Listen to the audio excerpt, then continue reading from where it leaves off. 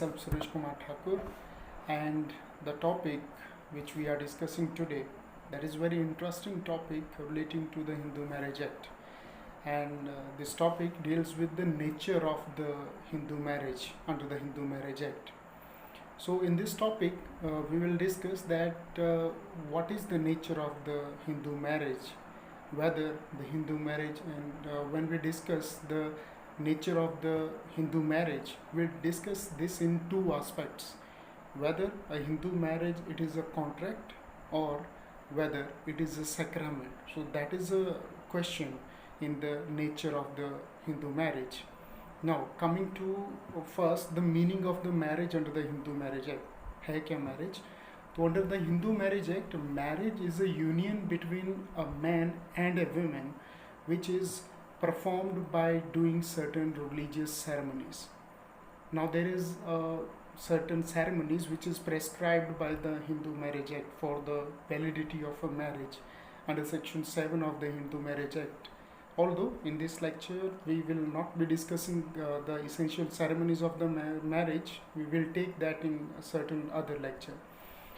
Now the concept of the marriage under the Hindu Marriage Act, now that is not just a union between a man and a woman, but the concept of marriage, it has certain great religious values which are attached to this institution of marriage under the Hindu Marriage Act. Marriage केवल एक दो लोगों के बीच में एक union ही consider, एक simple union नहीं है. हिंदूज़ में जो मैरिज का जो कंसेप्ट है, it is considered to be a union of 7 lifes, 7 जन्मों का बंधन.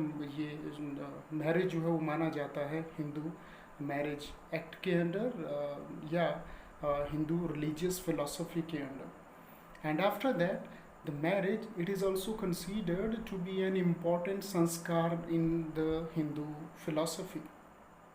As you know that the Hindu life of a Hindu, that is divided into 4 ashramas in the Hindu philosophy. 4 आश्रमों में हिंदू लाइफ, एक हिंदू की लाइफ को divide किया जाता है हमारे वेदों के according.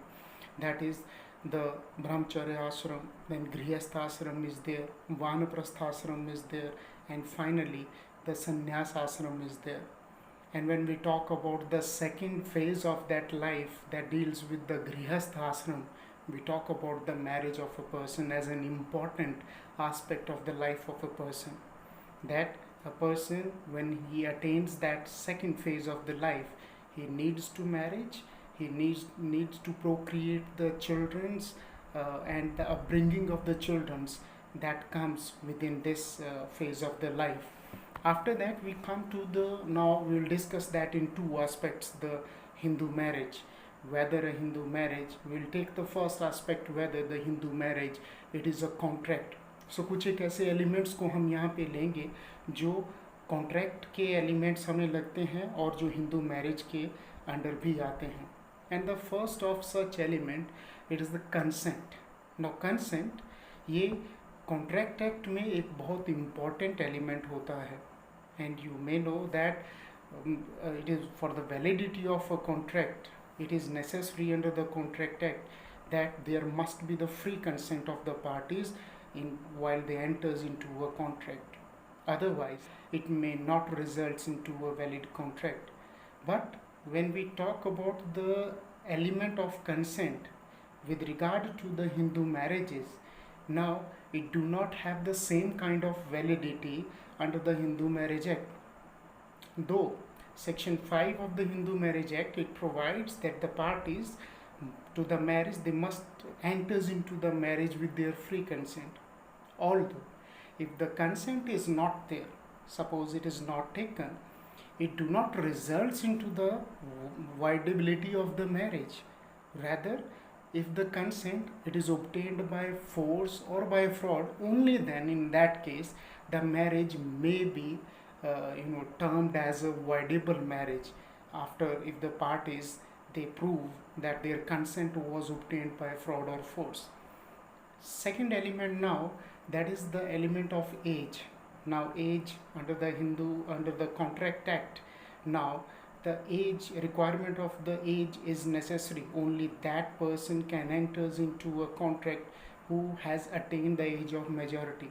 Same, likewise, under the Hindu Marriage Act 1955 also, Section 5 also provides that there is a specified age for entering into the marriage, both for the boy and for the girl.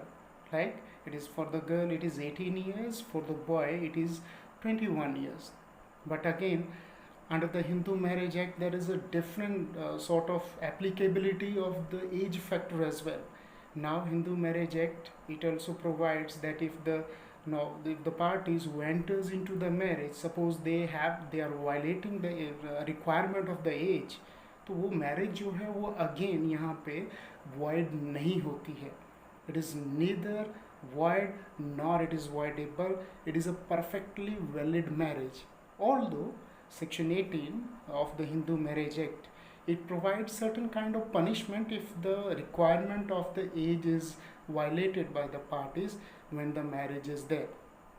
Now we'll take the second aspect of the marriage, that is whether a Hindu marriage under the Hindu Marriage Act, that is a sacrament. Now there are also certain aspects which tends us to think कि जो Hindu marriage है वो एक contract नहीं है लेकिन वो एक सेक्रेमेंट है. ना वो कौन कौन से एस्पेक्ट हैं?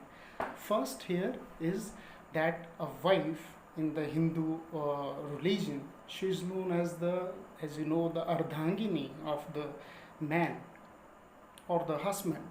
Now that means the ardhangini means half of the husband. Now a person gets complete only after he got married. Now that is what the meaning of the ardhangini is. So to get a person complete, now it is necessary that that person must marry.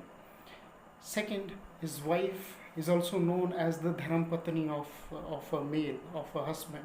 Now that means all the religious duties and the sacred duties of a male that can be performed only with the wife if a person gets married. As you know, the Hindu philosophy, under the Hindu philosophy or under the Hindu religion, the life of a Hindu is full of so many sanskaras from his birth till his death. Birth से लेके जन्म से लेके death तक एक आदमी की जो लाइफ है वो बहुत सारे संस्कार जो हैं उस लाइफ में होते हैं according to our religious philosophy. Now same, even if a person dies, उसकी डेथ के बाद भी बहुत सारे ऐसे संस्कार होते हैं जो कि फुलफिल करने होते हैं.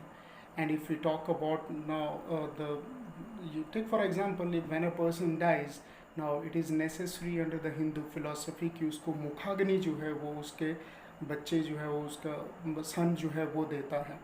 Fill this duty, it is further necessary that a person must get marriage, and after that marriage that person must have a son to do that duty. Likewise, there is also ceremony known as the Pinddan ceremony. When a person dies, then the pinds, they are offered by the sons to their ancestors, to their father or their forefathers. Now all these duties, they are performed by the sons or by the family members. So for that, for the family members, for the sons to be there, one must got marriage.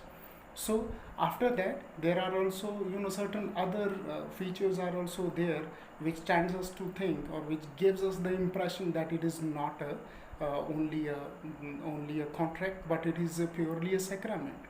Now Section 5 of the Hindu Marriage Act, it also provides that the marriage among certain close relation, that is prohibited.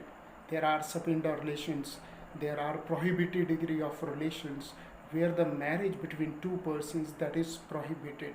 And if the marriage is performed within such relations, that marriage is not termed as a valid marriage under the Hindu law. So had it been a complete contract, no, in that case we can't say that under the Contract Act you see that there is no such prohibition that you can't enter into the contract within certain close relations. ऐसा कहीं पे नहीं है कि आप किसी close relation में contract नहीं कर सकते, या कोई प्रोहिबिटेड डिग्री नहीं है रिलेशन की कि जिनके बीच में कॉन्ट्रैक्ट नहीं हो सकता, एग्रीमेंट नहीं हो सकता है. So on the basis of the above discussion, what we can conclude and what we can finally say, that the Hindu marriage, under the Hindu Marriage Act, it is not just a contract, but it is a sacrament. It is a semblance of both the elements. It do have certain elements of contract, but it is a sacrament. Thank you.